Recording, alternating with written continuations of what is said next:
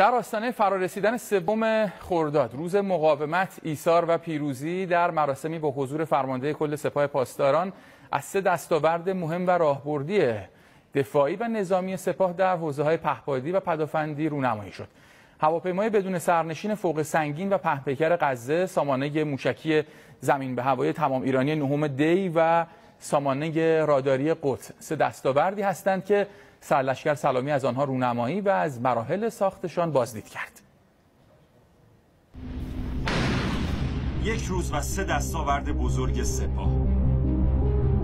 فرمانده کل سپاه در ایستگاه اول از مراحل ساخت هواپیمای بدون سرنشین فوق سنگین غزه با مأموریت مراقبتی، رزمی و شناسایی با مداومت پروازی 35 ساعت بازدید کرد. با نام غزه نامگذاری کردیم تا انشالله تعالی یک افتخار جاودان باشه برای کسانی که در اون سرزمین امروز در مقابل تهاجم و تجاوز صهیونیست‌ها ایستادگی میکنن. با ارتفاع 35,000 پا میتونه پرواز بکنه. در مأموریت‌های عملیاتی 13 بمب میتونه حمل بکنه و در مأموریت‌های شناسایی تا شعاع 500 کیلومتر کاملا پایش انجام میده. طول بالهای هواپیما 21 متر و وزن برخاست 3100 کیلوگرم بوده و با تجهیزات موجود نقش مخابراتی داشته و علاوه بر کاربرد اصلی در حوزه نظامی و دفاعی، در پایش جنگل‌ها و در عملیات امداد و نجات و کمک در حوادث بلای طبیعی میتوان از آن استفاده کرد. رونمایی از 2 دستاورد پدافندی از دیگر برنامه‌های امروز فرمانده کل سپاه بود.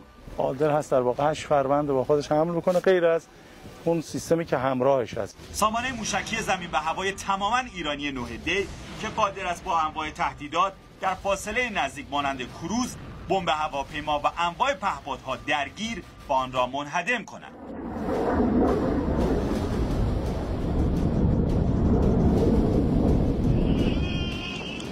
سامانه ضد کروز نهم دی که موشکاش رو ملاحظه کردید و این سامانه است که داخل کن این موشک‌ها قرار گرفته. قادر این سامانه سوم خرداد اون مأموریت قبلیش که شلیک موشک‌های تا برد 100 کیلومتر که اون پهپاد گلوبال هاگ و مردم یادشونه زد، این سامانه بود. امروز دیگه موشک‌های کوتاه برد برای درگیری و انهدام کروز، پهپادها، بالگردها و بمب‌های رها شده از هواپیما رو میتونه مورد انهدام قرار بده. سردار حاجی زاده این رو هم به ما گفت که یک گردان این سامانه که مشتمل بر 4 آتشبار می باشد 32 هدف را همزمان رهگیری و منهدم می‌کند. سامانه راداری قدس دیگر دستاورد جدید نیروی هوافضای سپاه بود که استقرار در موضع و جابجایی سریع از ویژگی‌های ممتاز این سامانه است. این سامانه راداری هم سردار یه سامانه‌ای که 2 خاصیت رو همزمان داره. این راداری که پشت سر شما داریم الان می‌بینیم، ماشاءالله خوشم می‌درخشه سردار. اسمش هم قدسه، رادار قدس. چرا قدس؟ دیگه این روزها روز غزه و قدس دیگه. در شرایط تحریم ها و فشار حد اکثری اتفاق افتاده. بخش غیر نظامی صدها برابر ساده تر از نظامی، صدها برابر با یک انرژی انشالله باید کشور رو آباد بکنه.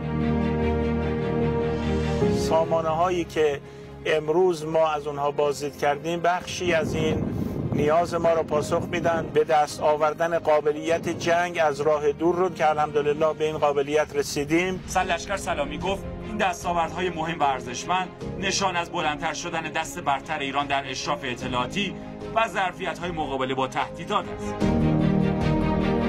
به لطف الهی و همت دانشمندان ایرانی، ایران در حوزه پدافند به خودکفایی کامل رسیده است و ایران در تراز 10 کشور اول سازنده پدافند و 20 کشور اول سازنده رادار است.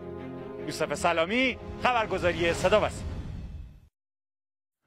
خب سری بزنیم به